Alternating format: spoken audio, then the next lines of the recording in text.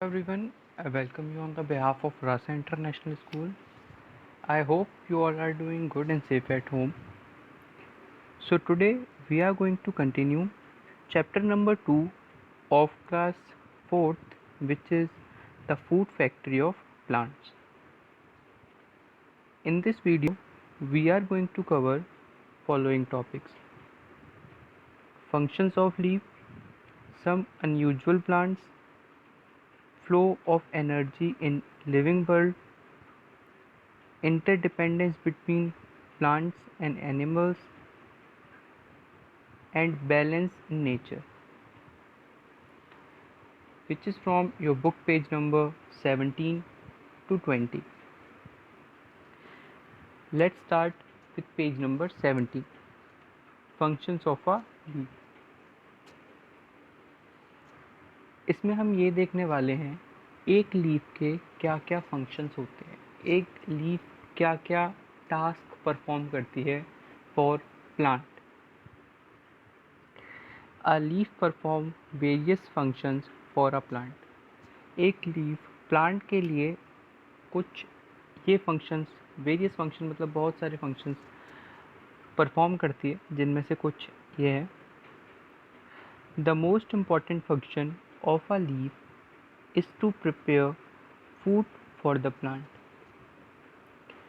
Leaf का एक most important function होता है, वो ये होता है कि ये प्रिपेयर करती है फूड. पूरे प्लांट के लिए खाना कौन बनाता है? लीफ बनाती है.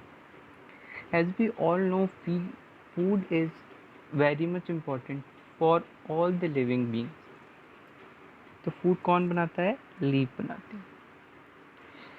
Leaves of some plant such as spinach and fenugreek store food. कुछ प्लांट्स की लीफ क्या करती हैं? कुछ प्लांट्स की लीफ फूड भी स्टोर करती हैं. लाइक पालक की जो होती हैं वो करती हैं, और पालक के बाद मेथी. We eat them as vegetable. हम इन्हें वेजिटेबल्स की तरह खाते हैं, इन्हें वेजिटेबल्स की तरह क्या करते हैं? कंज्यूम करते हैं. All living things including plants breathe to stay alive. जितनी भी लिविंग थिंग्स होती हैं उनमें दो बहुत इम्पॉर्टेंट चीज़ें होती हैं, उनके लिए दो बहुत इम्पॉर्टेंट चीज़ें होती हैं. एक फूड और एक होती है ब्रीथ टू सस्टेन. ओके, तो जैसे कि ऑल लिविंग थिंग्स ब्रीथ करती हैं, वैसे ही प्लांट्स भी ब्रीथ करते हैं अलाइव रहने के लिए, to stay alive. Stomata on a leaf help the plants to breathe. लेकिन प्लांट्स ब्रीथ किसके थ्रू करते हैं? प्लांट्स ब्रीथ करते हैं स्टोमेटास के थ्रू, जो कि हमने कल पढ़ा था. छोटे छोटे पोर्स होते हैं स्टोमेटास पर. स्टोमेटास जिन्हें कहते हैं हम, छोटे छोटे पोर्स होते हैं लीव्स पर. ओके, उनके थ्रू लीव्स ब्रीथ करते हैं, उनके थ्रू प्लांट ब्रीथ करते हैं. Stomata take in carbon dioxide for photosynthesis. Stomata breathe करने के अलावा फोटोसिंथेसिस की प्रोसेस के लिए जो कार्बन डाइऑक्साइड ज़रूरी होती है उसको भी कंज्यूम करने में हेल्प करता है प्लांट. ऑलराइट, कुछ और फंक्शंस भी पढ़ लेते हैं लीव्स के. Most leaves have a wide surface which help them to absorb a large amount of sunlight for photosynthesis. Most of the leaves क्या होती हैं? वो वाइड होती हैं, मतलब वो चौड़ी होती हैं, जिसके थ्रू वो क्या करती हैं? Large amount of sunlight capture कर लेती हैं, एब्जॉर्ब कर लेती हैं. ओके, किसके लिए? For the process of photosynthesis, photosynthesis की process. Leaves also help in reproduction in some plants. Leaves क्या करती हैं? लीव्स रिप्रोडक्शन में भी हेल्प करती हैं कुछ प्लांट्स. रिप्रोडक्शन का मतलब क्या होता है? टू इंक्रीज इन नंबर, मतलब उनके नंबर्स को इंक्रीज करने में, उनको रिप्रोड्यूस करने में हेल्प करती हैं. ओके, लीव्स के बाद अब हम आ जाते हैं सम अनयूजुअल प्लांट्स पे. There are many other plants that are different from green plants because of their unusual features. अब क्या होता है, ग्रीन प्लांट्स के अलावा भी कुछ डिफरेंट प्लांट्स होते हैं। वो डिफरेंट इसलिए होते हैं कुछ क्योंकि उनके कुछ अनयूजुअल फीचर होते हैं, असामान्य कुछ फीचर्स होते हैं, उनकी वजह से वो थोड़े डिफरेंट होते हैं। Let us learn about such unusual plants. अब इन्हीं अनयूजुअल प्लांट्स के बारे में हम पढ़ लेते हैं यहाँ। तो फर्स्ट है non green plants. Non green मतलब ऐसे प्लांट्स जो कि ग्रीन नहीं होते हैं, non green plants. Okay, there are certain non green plants that do not have chlorophyll. कुछ ऐसे पौधे होते हैं, कुछ ऐसे प्लांट्स होते हैं नॉन ग्रीन जो कि ग्रीन नहीं होते। वो ग्रीन किसी वजह से नहीं होते, उनमें क्लोरोफिल ही नहीं होता, तो वो ग्रीन कैसे होंगे। जितने भी ग्रीन प्लांट्स होते हैं उनमें ग्रीन कलर का पिगमेंट होता है क्लोरोफिल। इनमें क्लोरोफिल क्या होता है, एब्सेंट होता है, इनमें क्लोरोफिल नहीं होता। Thus these plants cannot prepare their own food. As we all know, chlorophyll is quite important for the process of photosynthesis. But in plants में क्लोरोफिल होता ही नहीं है, तो ये अपना खाना खुद नहीं बनाते। These plants depend on dead and decaying plants and animals for food. ये जो प्लांट्स होते हैं वो किस पर डिपेंड करते हैं, डेड और डिकेइंग एनिमल और प्लांट्स पर डिपेंड करते हैं। ओके, जो भी डेड एनिमल्स होते हैं और डेड प्लांट्स होते हैं उन पर ये फीड करते हैं। From where do these non green plants get food. अब एक क्वेश्चन आता है कि कहाँ से इन नॉन ग्रीन प्लांट्स को फूड मिलता है। दे गेट और absorb food from other sources such as soil and green plants. ये अपना फूड कहाँ से एब्जॉर्ब करते हैं, ये अपना फूड सॉइल से और ग्रीन प्लांट्स से एब्जॉर्ब करते हैं अपना फूड। ओके, किससे, सॉइल से और ग्रीन प्लांट्स से। Mushroom and bracket fungi are some example of non green plants that are commonly found around us.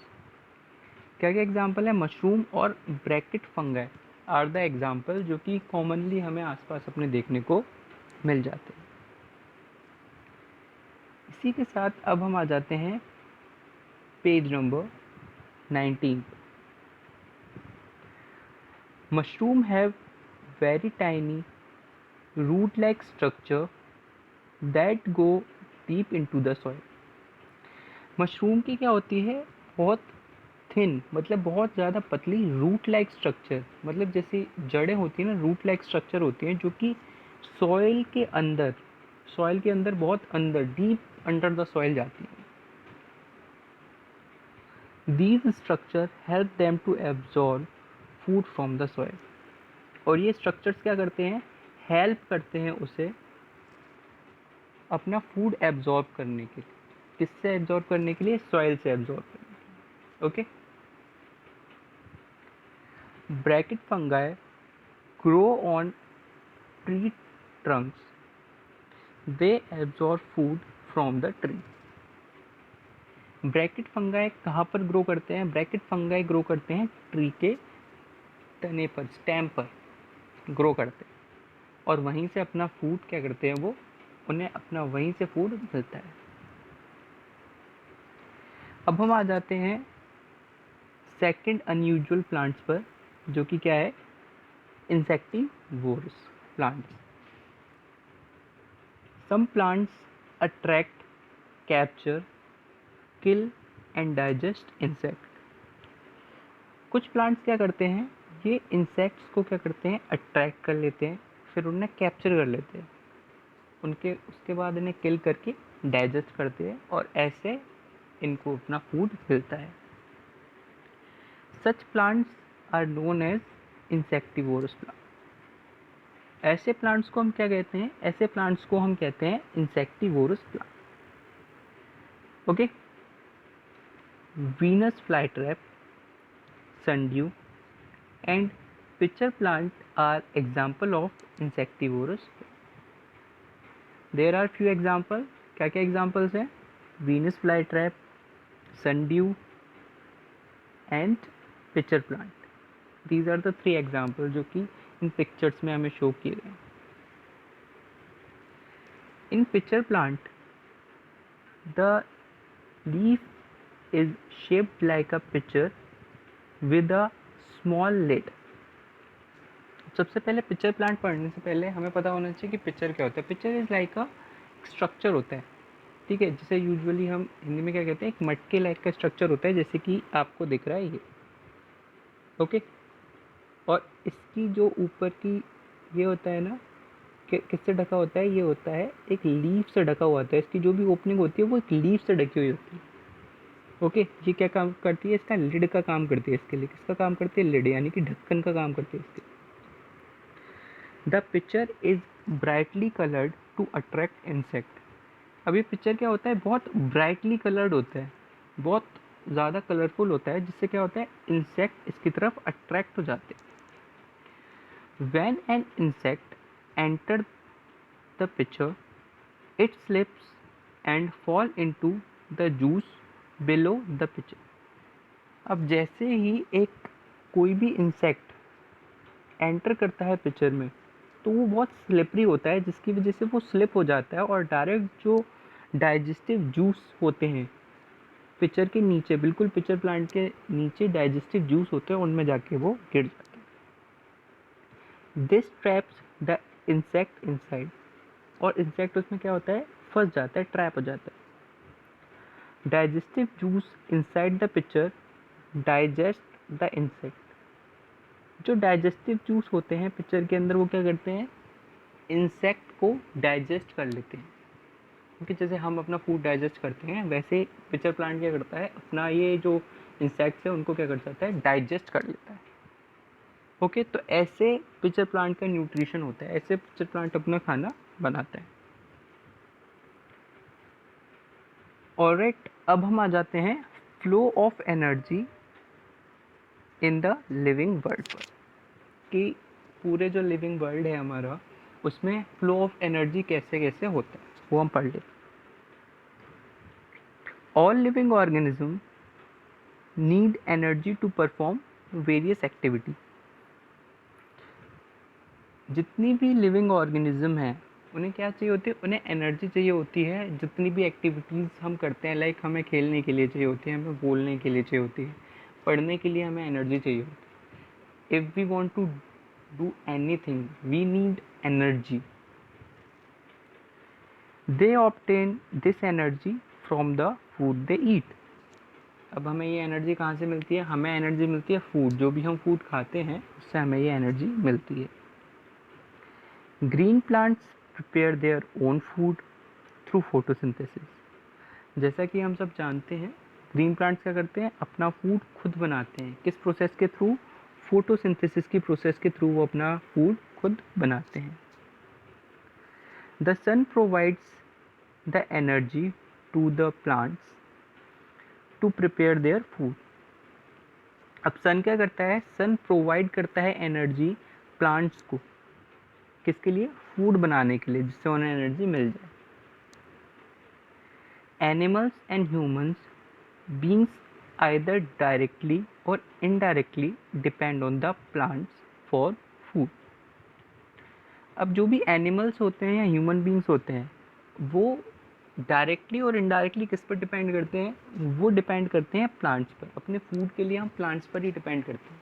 If we want to eat anything then we are depend on the plant. Like अगर हमें pulses चाहिए, rice चाहिए, wheat, मेज, anything, we need anything, हमें क्या चाहिए होगा, हम प्लांट्स पर ही डिपेंडेंट हैं. In this manner the energy of the sun flows to the plants and then to animals and human beings. अब क्या हुआ, इसको एक एग्जाम्पल्स के थ्रू समझ लेते हैं. एक एग्जाम्पल के थ्रू समझ लेते हैं. लाइक सन है, सन ने क्या किया, प्लांट्स को एनर्जी प्रोवाइड की, प्लांट्स को. ओके, प्लांट्स को ईट कर लिया किसी एनिमल ने. या किसी ह्यूमन बीइंग ने, किसी एनिमल ने या फिर किसी ह्यूमन बीइंग ने। ओके, तो पहले सन की एनर्जी प्लांट में ट्रांसफ़र हुई, फिर प्लांट की एनर्जी एनिमल में और ह्यूमन बीइंग में ट्रांसफ़र हुई। ओके, तो ये पूरा एनर्जी का फ्लो है। पहले सन की एनर्जी प्लांट की एनर्जी ह्यूमन बीइंग में या एनिमल में। Okay, this is the flow of energy. Flow of energy के बाद अब हम आ जाते हैं पेज नंबर 20 पर। Interdependence between plants and animals. Plants और एनिमल एक दूसरे पे कैसे डिपेंडेंट हैं वो हम पढ़ लेते हैं। Plants and animals depend on each other for food and shelter. Plants और एनिमल एक दूसरे पे डिपेंड किस लिए होते हैं? दो मेन चीज़ों के लिए होते हैं। First is food and second is shelter. खाने के लिए और रहने के लिए एक दूसरे पर डिपेंड करते हैं। Plants provide food to animal. Plants क्या करते हैं? एनिमल्स को फूड प्रोवाइड करते हैं। They also give out oxygen. और क्या देते हैं? ये हमें ऑक्सीजन भी देते हैं। क्या देते हैं? ऑक्सीजन देते हैं। Animal use this oxygen to breathe. और जितने भी एनिमल हैं या हम क्या करते हैं, हम इस ऑक्सीजन का यूज़ करते हैं ब्रीथ करने के लिए। बिकॉज ब्रीथ के लिए हमें किसकी ज़रूरत होती है? ऑक्सीजन की ज़रूरत होती है। Animals breathe out carbon dioxide that plant use for photosynthesis. अब एनिमल्स ऑक्सीजन तो कंज्यूम कर लेते हैं, लेकिन वो क्या करते हैं? वो कार्बन डाइऑक्साइड छोड़ देते हैं, कार्बन डाइऑक्साइड रिलीज करते हैं। जिसका यूज़ कौन करते हैं? जिसका यूज़ करते हैं प्लांट्स फोटोसिंथेसिस की प्रोसेस के लिए। Okay, plants also need animals for many other things such as pollination and seed dispersion.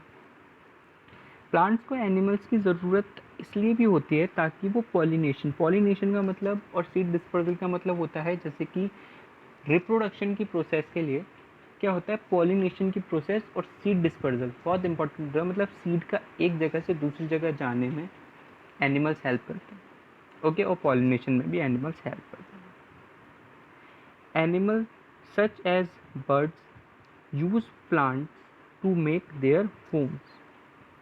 अब कुछ एनिमल्स होते हैं जैसे कि बर्ड्स, वो क्या करती हैं? वो अपने शेल्टर के लिए किस पर डिपेंड है? प्लांट्स पर डिपेंडेंट है अपने shelter. Thus, plants and animals are strongly interdependent on each other for their survival. तो प्लांट्स और एनिमल्स क्या हैं? एक दूसरे पर बहुत ज़्यादा इंटरडिपेंडेंट है, एक दूसरे पर डिपेंडेंट हैं फूड के लिए और शेल्टर के लिए और एक दूसरे के सर्वाइवल के लिए। क्योंकि फूड हमें किससे मिलता है? प्लांट से मिलता है। ऑक्सीजन हमें किससे मिलती है? प्लांट से मिलती है। ऑक्सीजन हमें प्लांट से मिलती है और हम कार्बन डाइऑक्साइड प्लांट्स के लिए रिलीज़ करते हैं। तो प्लांट्स हमें ऑक्सीजन दे रहे हैं, फूड दे रहे हैं, हम प्लांट्स को क्या दे रहे हैं? कार्बन डाइऑक्साइड दे रहे हैं। ठीक है, पॉलिनेशन में उन्हें हेल्प कर रहे हैं, सीड डिस्पर्जल में उन्हें हेल्प कर रहे हैं। तो ये हम क्या है? एक दूसरे पर डिपेंडेंट है। अब हम आज का लास्ट टॉपिक पढ़ लेते हैं, which is balance in nature. There is an optimum balance in nature between the number of plants and animals. अब क्या होता है? एक ऑप्टिमम बैलेंस है नंबर ऑफ प्लांट्स और एनिमल में। ठीक है, we know that plants and animals are interdependent on each other for survival. जैसा कि अभी हमने पढ़ा कि प्लांट्स और एनिमल्स क्या हैं? इंटरडिपेंडेंट हैं एक दूसरे पर अपने सर्वाइवल के लिए। So if the number of the plants suddenly increases, the carbon dioxide breathed out by animals would not be sufficient for the plants to make food. अब क्या हो अगर प्लांट सडनली इंक्रीज हो जाए, मतलब बहुत सारे प्लांट्स हो जाएं, तो क्या होगा? जो भी कार्बन डाइऑक्साइड हम रिलीज़ कर रहे हैं वो प्लांट्स के लिए सफिशिएंट नहीं हो पाएगी और वो फोटोसिंथेसिस की प्रोसेस नहीं कर पाएंगे। क्योंकि अगर एकदम इंक्रीज हो जाएंगे प्लांट, सडन इंक्रीजमेंट हो जाएगा प्लांट्स में, तो जितनी कार्बन डाइऑक्साइड हम प्रोड्यूस कर रहे हैं वो उनके लिए सफिशिएंट होगी नहीं, तो वो सर्वाइव नहीं कर पाएंगे. Similarly, if the number of animals suddenly increases, plants may not be able to provide sufficient amount of food and oxygen to the animal. अब जैसे प्लांट सडन इंक्रीज हो जाए, वैसे अगर एनिमल्स बहुत ज़्यादा सडन इंक्रीज हो जाए, एनिमल्स या ह्यूमन बीइंग बहुत ज़्यादा सडन इंक्रीज हो जाए, तो जो भी फूड और ऑक्सीजन प्रोवाइड कर रहे हैं हमें प्लांट्स, वो हमारे लिए सफिशिएंट नहीं हो पाएगी, क्योंकि सडन इंक्रीज से क्या होता है, फूड और ऑक्सीजन हमारे लिए कम होती जाएगी. Hence, a sudden increase or decrease in the number of plants or animals can create a threat to the survival of either of them. इसका मतलब ये है कि सडन इंक्रीज ऑफ प्लांट, मतलब या तो प्लांट में एकदम सडन इंक्रीज हो जाए या डिक्रीजमेंट, या फिर एनिमल एकदम बढ़ जाए या कम हो जाए, सडन इंक्रीज हो जाए या डिक्रीज हो जाए, तो ये दोनों वे में हार्मफुल है. इनका क्या है, बैलेंस बना रहना चाहिए. ओके, ना तो सडन इंक्रीज होने चाहिए ना सडन डिक्रीज होने चाहिए. अगर एक भी इंक्रीज या डिक्रीज हो जाएगा तो दूसरे के लिए सर्वाइवल मुश्किल हो जाएगा. दोनों के बीच में एक बैलेंस रहना चाहिए. This would disturb the balance in nature. अगर ऐसा कुछ होता है तो क्या होगा, जो भी बैलेंस ऑफ नेचर है वो डिस्टर्ब हो जाएगा. Sometimes human activities such as cutting of trees, construction and mining disturb the balance in nature. कभी कभी क्या होता है, ह्यूमन की कुछ एक्टिविटीज़ जैसे कि कटिंग ऑफ ट्रीज, कंस्ट्रक्शन मतलब घर बनाना और पेड़ों को काटना, और माइनिंग मतलब कि खोदना, खनन करना, ये क्या करता है, बैलेंस ऑफ नेचर को डिस्टर्ब कर देता है. Disturb the balance in nature. Thus human beings have to be very cautious about their impact on the environment. तो क्या होना चाहिए, ह्यूमन बीइंग को बहुत ज़्यादा सावधान होना चाहिए जो भी इम्पैक्ट वो कर रहे हैं एनवायरनमेंट पर. We must protect plants and animals. हमें क्या करना चाहिए, प्लांट्स और एनिमल्स को प्रोटेक्ट करना चाहिए. Not for them, for us. This will help to maintain the balance in nature on earth. इससे क्या होगा, जो भी अर्थ पर बैलेंस है वो बनने रहेगा. ओके, हमें प्लांट्स और एनिमल सेव करने हैं, किस लिए, फॉर अस, ताकि हम भी सर्वाइव कर सकें. Alright, so thank you so much today. Admissions are open. Kindly contact for the further information.